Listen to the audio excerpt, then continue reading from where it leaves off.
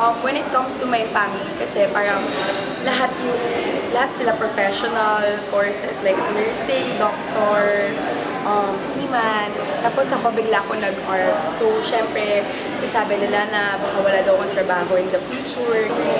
The discrimination I've seen, they've undermined our work because they think that creating animation is for children, animation is for children, all that. Parents saw how hindi siya ganun ka-practical, and they wanted me to sort of take a different path.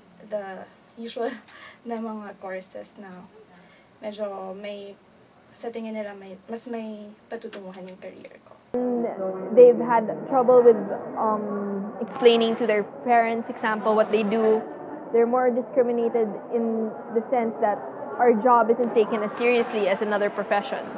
As in, like, for example, people think doctors are important to society, but very rarely do you see anyone besides an artist feel like an artist is an integral part of our society or for our culture, especially.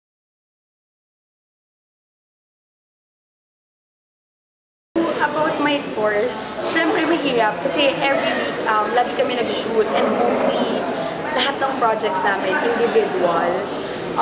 Lagi kami yung nagbubuhat ng equipment, isa-isa kami. Marami, may tripod, may dolly, may camera, may recorder.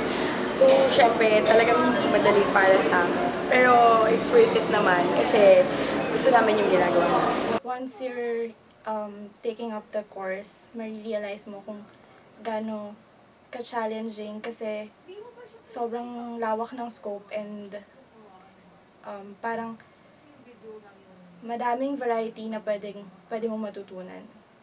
Although it's challenging, it's very fulfilling din na marami kang natututunan na iba, and you learn how to be creative and resourceful, I guess.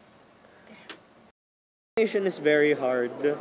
Just imagine you have to make 24 drawings in order to make 1 second.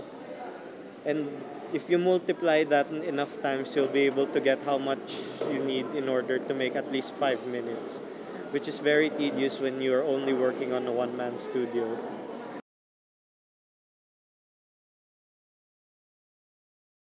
Now I'm currently working as a part-time teacher in SDA, in CSB, my alma mater.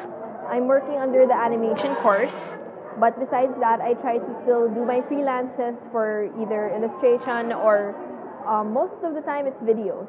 As an artist, it's for me, it's always finding and helping my students get inspiration, because as young as we all are when we start out in college, especially for an art course, one of the most difficult things is to believe in yourself, actually. So that's what I've found. So as an artist, it's usually helping other artists grow. That's my life as an artist. A celebrity stylist. We usually handle Angel Locsin, Julian Santos, and Curtis, and many more. I am very happy since it is my passion, and also the income is good, and I had so many good experience with my team, even if I've just been here for like about a month. I really had a good exposure and a lot of